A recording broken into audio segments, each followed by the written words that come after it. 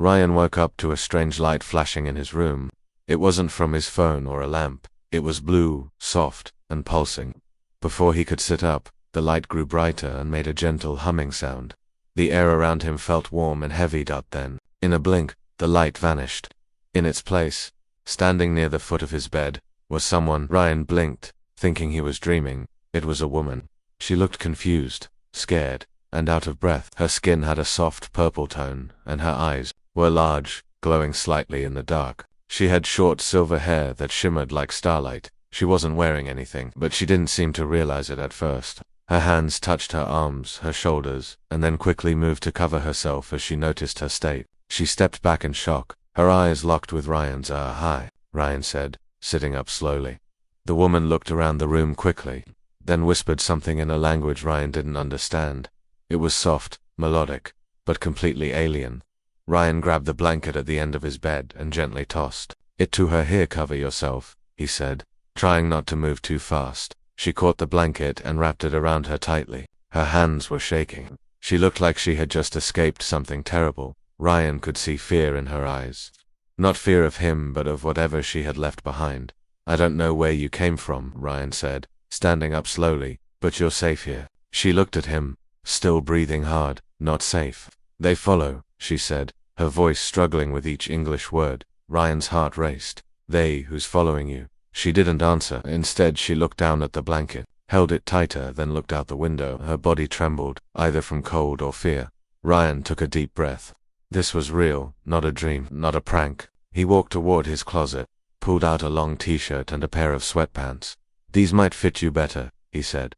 She looked at the clothes, then at him. Slowly, she nodded. Ryan turned his back to give her privacy.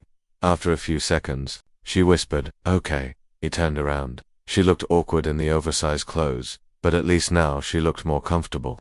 She still held the blanket around her, as if it gave her more safety. My name's Ryan, he said. She looked unsure, but then said, Elira. Elira, he repeated, trying not to mispronounce it. She pointed at herself. Not from here. Yeah, I figured that, Ryan said with a nervous smile. How did you get here? She pointed to a small metal device lying on the floor. Near the spot she appeared, it was cracked, and small blue lights blinked weakly. It looked like a piece of technology, something far beyond what Earth had. Teleport, escape, she said slowly. I run, they chase, energy break. Now here. Ryan knelt beside the device. You were running from someone, and this thing brought you here by accident. She nodded. Her eyes were still wide with fear, but a little calmer now. She walked over and picked up the device. Not no Earth, she said. Just jump. Fast, random place. Ryan nodded. You landed in the wrong house, but I guess the right kind of guy. She tilted her head. You help? Yeah, he said without hesitation. You look like you need it. Suddenly, the device made a sharp beep and flashed red. Elira dropped it with a gasp. What's wrong? Ryan asked. They find signal, she said quickly. Not long. They come. Ryan's stomach dropped. How fast? She held up 5 fingers, then paused, thinking minutes. Maybe. More not sure. Ryan didn't wait. He pulled open drawers and found a backpack. We need to go where? She asked, grabbing the device and hiding it in the blanket. Someplace safe. My dad's old cabin. Middle of nowhere. No signal. Towers. No neighbors. She didn't ask more. She just nodded and followed him. Ryan helped her into the back seat of his car, and soon they were driving through the dark roads, far away from the city lights. Ryan still didn't fully understand who she was or where she came from, but he knew one thing: someone or something was coming, and Elira wasn't just a visitor, she was a warning. The car moved fast through the quiet countryside. Ryan kept his eyes on the road and his hands tight on the wheel. The soft hum of the engine was the only sound for a while. Elira sat in the back, wrapped in the blanket, still holding the small broken device close to her chest. Her eyes never stopped watching the sky through the window. No cell service, no power lines. Just trees and silence. Elira nodded. Good silence. Hard to track. He glanced at her through the mirror. Are they aliens like you? Yes, she said softly. From Galen sector. High class. Rich. Strong. Ryan didn't fully understand, but he could tell she was scared for a reason. And you're running from them. Elira looked down. I saw something. Not supposed to see. They lock me in ship. Call me traitor. But I'm not. I just tell truth. So you're a whistleblower, Ryan said. You exposed something bad, and they tried to hide it. She looked confused. Whistle, never mind. You were right. They were wrong. A small smile touched her lips. Yes. After a long drive through narrow paths and dirt roads, Ryan pulled up to an old wooden cabin hidden deep in the woods. It looked simple but strong. His father had built it long ago for quiet weekends and hunting trips. Now, it might save both their lives. He opened the door. The cabin smelled of old wood and dust. Everything was still in place: 2 small beds, a table, a stove, and some canned food. Not fancy, Ryan said, but it's safe. Alira walked in slowly, looking around with wide eyes. She touched the wooden walls and ran her hand across. The table earth is quiet, she whispered. Not always, Ryan replied, but here, yeah, it's quiet. They sat at the table. Ryan lit an old lantern and soft yellow light filled the room. Alira placed the broken device on the table and opened a panel on its side. Inside were glowing crystals and small wires that looked half-burned. Can you fix it? Ryan asked. Lira nodded slowly. Need tools. Not earth tools, but maybe make it work. We'll figure something out, Ryan said. But first, you need rest. She looked unsure. I don't want sleep. What if they find? They won't, Ryan said firmly. This place is hidden. You're safe tonight. She finally gave in. He handed her a sleeping bag, and she took one of the beds. Ryan lay on the other, staring at the ceiling. He couldn't sleep. There was a stranger from another world sleeping just a few feet away. And not just any stranger, someone being hunted. Next morning, Ryan made some instant oatmeal and handed a warm bowl to Alira. She smelled it, then took a small bite. Her face lit up with surprise. Sweet, she said. I like. Earth's not all bad. Ryan smiled after breakfast. Alira worked on the device while Ryan looked through his old toolboxes. She asked for wires, batteries, and even pieces of an old radio. Ryan didn't understand how it all connected, but she moved her fingers quickly and with skill. You're really smart, he said. Alira gave a small smile. I was science tech, top of group, so how did someone like you end up being chased? Her smile faded. One of our leaders. He planned war, secret, wanted power.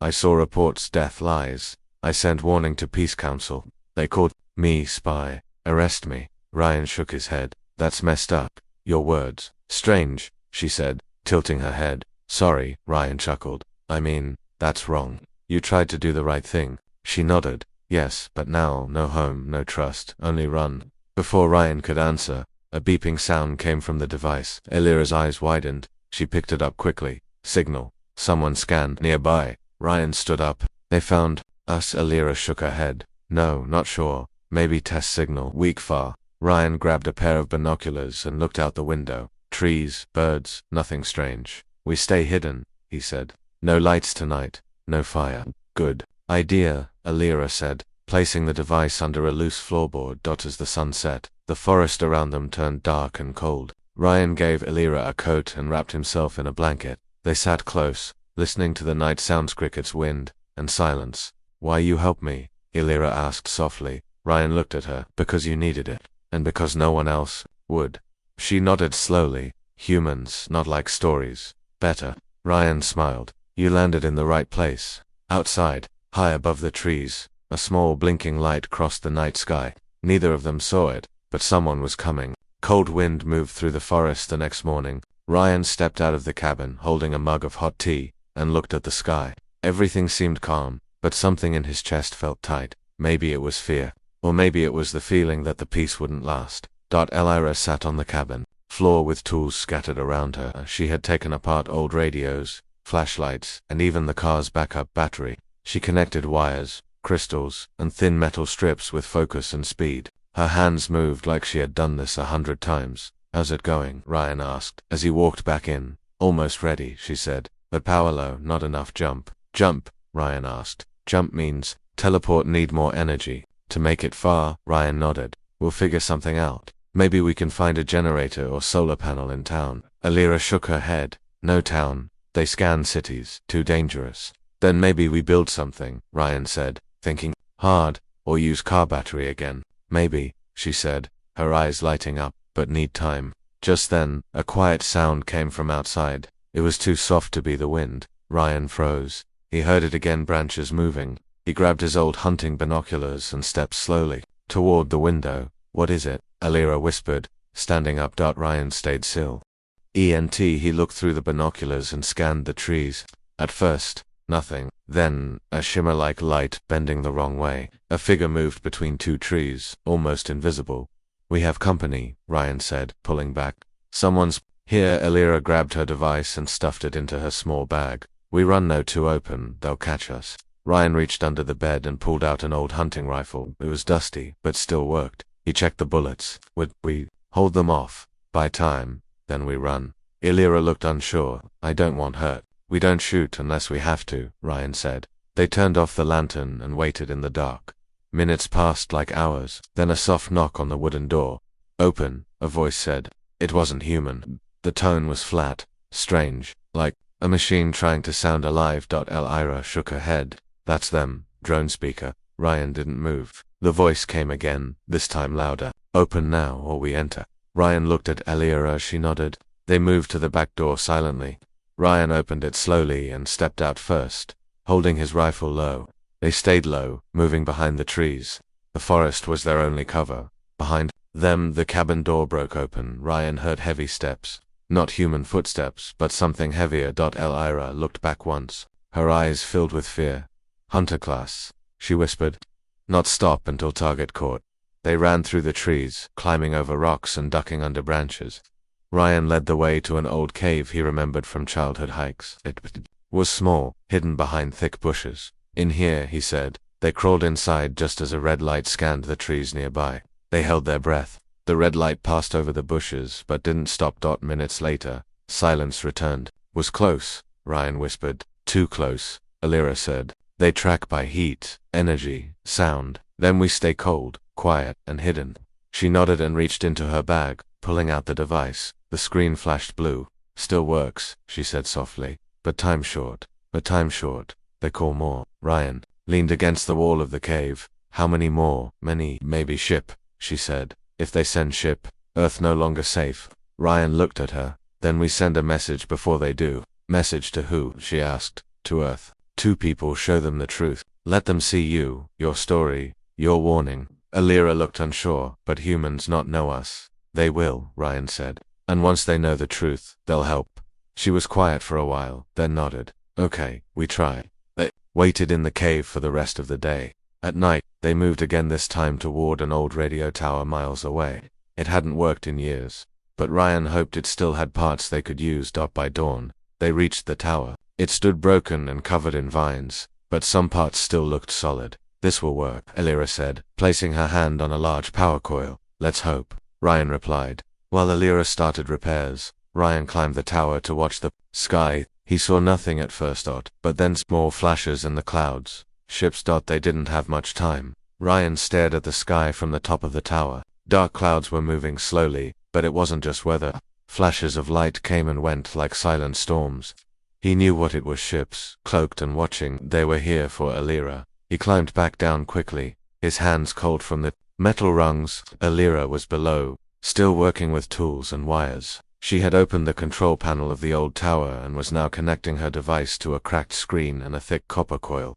Bad news, Ryan said. Ships above the clouds. Maybe 3 or 4. Alira looked up, her hands pausing. They watch. They wait. We need to hurry, he said. Can you make the message ready? Almost. She nodded. Need power flow. 1 burst. Ryan looked around. We don't have a generator. Alira pulled out a small blue crystal. From her bag, it glowed softly.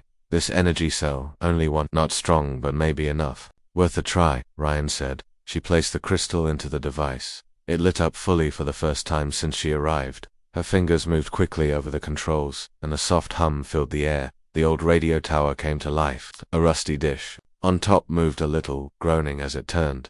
Now we record, Alira said. You help speak me, Ryan asked. You human, they listened more to you. Ryan sighed but nodded. He stood close to the device as Alira pressed a button. A green light blinked. This is a message to all humans, Ryan began. My name is Ryan. I'm with someone who came from far beyond our stars. Her name is Alira. She escaped from a powerful alien group that wants war and control. They're dangerous and hiding the truth. She tried to stop them. They locked her up. She ran. He looked at Alira, who nodded softly. Now they've come to Earth, Ryan said. They don't want peace. They don't want us to know. We need to prepare. This isn't a dream or a trick. She's real, and her warning is real. Ilya pressed another button. Her face appeared on a small screen. "I am Elira," she said slowly. "I not harm. I only want help. My people. Some are good, some not. The ones chasing me are cruel. They lie, they hurt, they want your world next. Please believe." The light turned blue. The message was stored, ready to send, Elira said. "But now, we need Tor boost. Dish old, weak." Ryan looked around the tower. "We climbed, they grabbed what they could and started up the rusty ladder. Every step creaked, every gust of wind made the tower sway. At the top, Elira attached the device to the old dish's core. Sparks flew. She adjusted wires with steady hands. "Ready?" she said. "Now press." Ryan reached out and pushed the green button. A deep hum started. The dish shook slightly. The device glowed bright. The message flew out like a signal across the sky out into satellites, open networks, anything that could hear.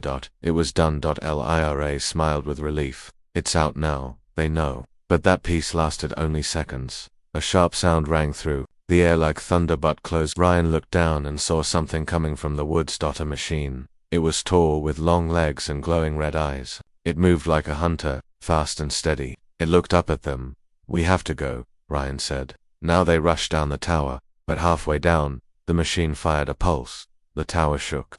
Metal bent and pieces snapped. Ryan slipped, hit the ladder hard, but held on. Elira grabbed his arm. "Don't fall," she said. Almost down. They reached the ground just as the machine stepped closer. "Run!" Ryan yelled.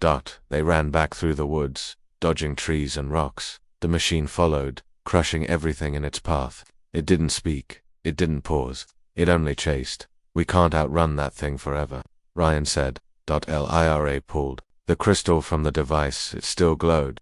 "We use burst." "What kind of burst?" "Energy shock. Enough to stop it, maybe." "Maybe?" Ryan asked. "Only once," she said. "Chance or nothing." They stopped at a rocky cliff edge. Nowhere else to go. "Do it," Ryan said. Lira placed the crystal into a metal ring from her bag. She pointed it at the machine. The crystal glowed, brighter and brighter than flash. A wave of blue energy shot out, hitting the machine. It froze, sparks flying from its joints. Then it collapsed, smoke rising from its chest. Lira dropped the ring, breathing hard. "You did it," Ryan said, wide-eyed. Double quotes. "No more power now," she said. "Only what humans do next." They stood together, looking at the smoke. Somewhere above, ships still waited. But now, Earth had the truth. News traveled faster than anyone expected. Ryan and Elira had no idea that their message, sent from an old tower in the woods, had already reached space observatories, science stations, and even military channels across Earth.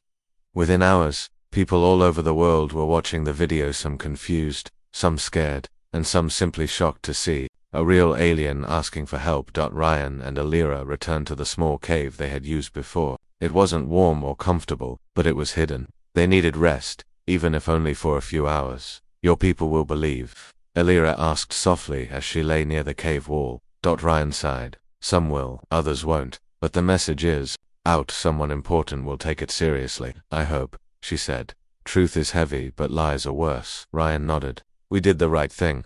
Outside, the night air was cold and quiet again. No red lights, no machines. Not yet, but far away, deep inside an Earth military base, people were watching every frame of the message. The human man was identified. Ryan, age 29, no criminal record, lives alone, works as a repair technician. The alien woman, however, remained a mystery. "This can't be faked," one general said, eyes on the screen. "She's not wearing makeup, not using effects.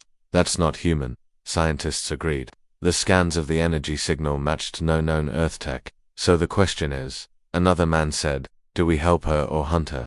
Meanwhile, in space, the enemy ships hovering above Earth were listening to. They had caught the signal. They had failed to stop it. A new order came from their high command. Prepare phase 2. No more hiding.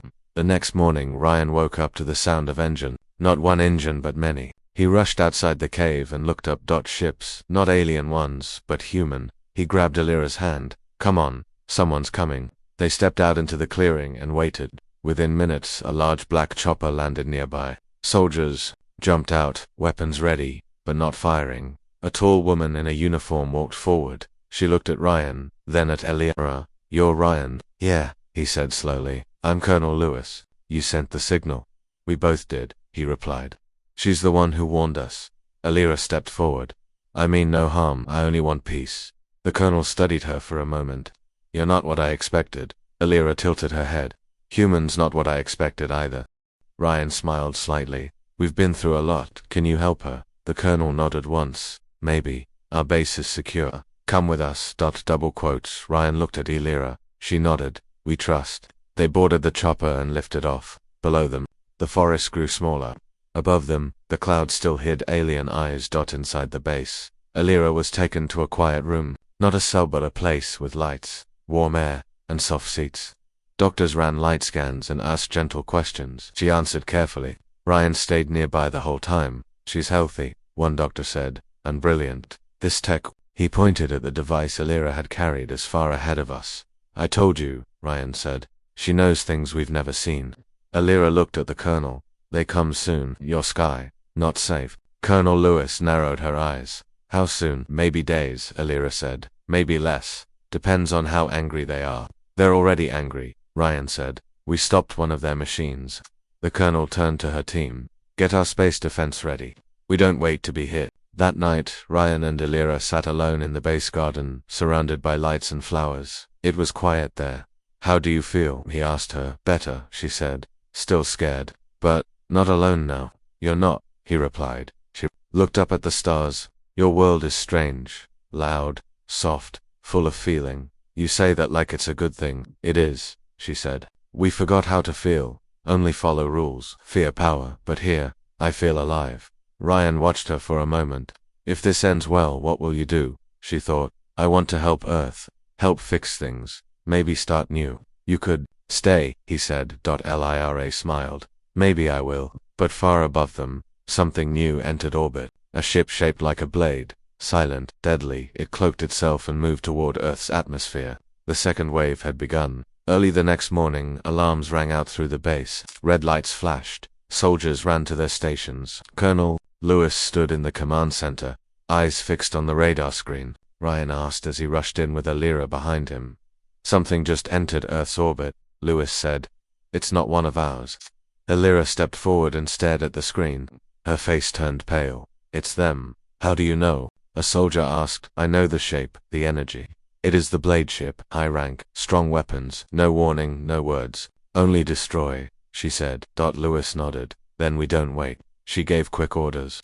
Earth's space defense systems, still new and not fully tested, were powered up. Satellites turned to aim toward the sky. Ground launchers locked onto anything moving above the clouds. Ryan looked at Alira. Can we stop them? Maybe, she said. But blade ships are fast. Smart if they get close. Too late. What if we talk to them? Ryan asked. Try peace. Alira shook her head. They don't speak peace, only control. They see peace as weakness. Colonel Lewis turned to Alira. Do you know any weak points on the ship? Alira nodded slowly. Yes. Side vents. Small, but open during scan. If you hit it right, shut down core. Not destroy ship, but stop it. Lewis looked at her officers. Get coordinates. Prepare missiles. Outside the sky was still blue, but it felt heavy. Everyone knew something was up there watching, waiting. A message came through. Not in voice, but as data. It flashed across the screens in alien symbols. Alira stepped closer to read it. They say, surrender me now, she said, or they burn Earth's sky. Lewis crossed her arms. And what if we don't? They fire, Alira said. Ryan looked at the colonel. We're not giving her up, right? Of course not, Lewis said. We don't hand over allies. Alira stepped forward. Maybe I should go save Earth. Ryan grabbed her arm. No, don't say that. You've done enough running. She looked into his eyes. I don't want Earth to be hurt. Then let's fight, he said. The countdown began. The blade ship opened its lower panel. Light built up underneath. It was charging a blast. We have one chance, Lewis said. Hit the vent, now. A missile launched from a secret base. It flew fast, cutting through the sky. Everyone held their breath. On the screen, the missile struck the ship's side. A burst of light exploded. The blast from the alien ship stopped charging. Smoke spread across the sky. Cheers rang through the base. Direct hit. Someone shouted, but Alira wasn't smiling. Not over, she said. Why? Ryan asked. They have more. Small fighters. Hidden will come next. Lewis turned back to the radar. Small dots appeared, moving fast. Scramble. Air Force. Get our ships ready. Across Earth, jets took to the sky. Some human-made drones were also launched. This would be the first real battle in Earth's sky against an alien force. Ryan and Elira watched from a safe command room. She placed her hand on the screen. I never thought I'd fight beside humans, she whispered. And I never thought an alien would save our world, Ryan said. They sat close, not saying much, just watching. The first battle had begun, and Earth wasn't backing down. As the hours passed, the small alien fighters clashed with human jets. Many were lost on both sides. But the humans were they adapted, they found patterns. And most of all, they worked together. Lyra was shocked. Your people, fast learners, not afraid. Ryan smiled. We've had a lot of practice with danger.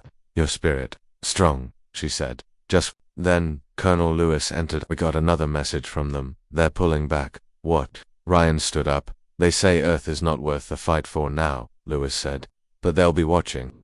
Elira closed her eyes and took a deep breath. We win, this round. Lewis nodded. And we thank you, both of you. Later that night, Ryan and Elira stood outside, looking up at the stars. They'll come again, Elira said. Maybe not soon, but someday. We'll be ready next time, Ryan replied. Will you stay with me? She asked quietly. Looked at her. You kidding? After all this, of course I will. She smiled, soft and full of hope. Then maybe. This world can be home. Ryan took her hand. Welcome home, Elira. The days after the battle felt strange. Earth had seen a new reality. People talked about aliens, warships, and the strange woman who had arrived without warning. Some were afraid, others hopeful.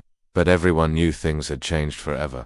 Ryan and Elira lived quietly on the edge of a small town near the forest. The military had offered protection, but they preferred simple life. Ryan fixed machines, and Elira helped scientists study her technology. Together, they worked to prepare Earth for whatever came next.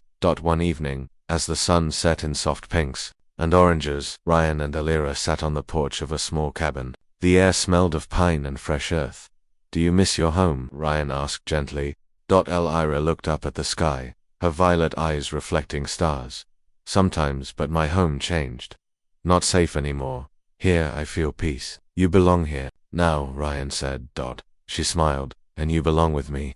They sat close, enjoying the quiet. But peace was only part of the story. Far beyond Earth, in the dark reaches of space, a council gathered. Alien leaders, cold and proud, studied the reports of Earth's resistance. The message from Ryan and Elira had shaken them. The failure of their blade ship and drones made them nervous. This planet is stronger than we thought, said one leader. Yet still young, said another. We will watch and wait. Back on Earth, one morning Ryan woke to a soft knock. On the door, Elira opened it, surprised to see a small group of human scientists, soldiers, and reporters. They wanted to meet the woman who had changed everything. We want to learn, said a scientist. Teach us your technology. Help us understand the stars. Elira nodded. I will help. Together we are stronger. Ryan watched proudly as she spoke. She was no longer a stranger. She was a bridge between worlds. Days passed, and Earth's defenses grew. Humans built ships that could travel beyond their solar system. They learned to work with alien tech. The future looked bright, but uncertain. One night, while walking in the forest, Ryan and Elira stopped under a tall tree. The stars shone brightly. Above, do you think they will come back? Ryan asked. Yes, Elira said. But next time, Earth will not be alone. She took his hand. We will fight together. Ryan squeezed her hand. I believe that. Then, without warning, the sky lit up with a flash of blue light, the same light that had brought Elira here months before. A figure appeared. Not Elira, this time, but a tall alien man in shining armor. He looked at them with calm eyes. I am Commander Varel, he said. I come with peace. Ryan and Elira exchanged surprised glances. Our war council has sent me to offer a truce, said. Your world has proven itself worthy. We want to learn, not fight. Elira smiled softly. Maybe this is the new beginning. Ryan nodded. Earth is ready. The months that followed were full of change. Earth joined a larger community of stars. Ryan and Elira worked to build trust between humans and aliens. Old fears faded, replaced by friendship and discovery. Sometimes, late at night, Ryan thought back to the day Elira first appeared without warning and without clothes in his bed. A strange, impossible moment that changed everything. He smiled, knowing that sometimes the most unexpected arrivals bring the greatest hope.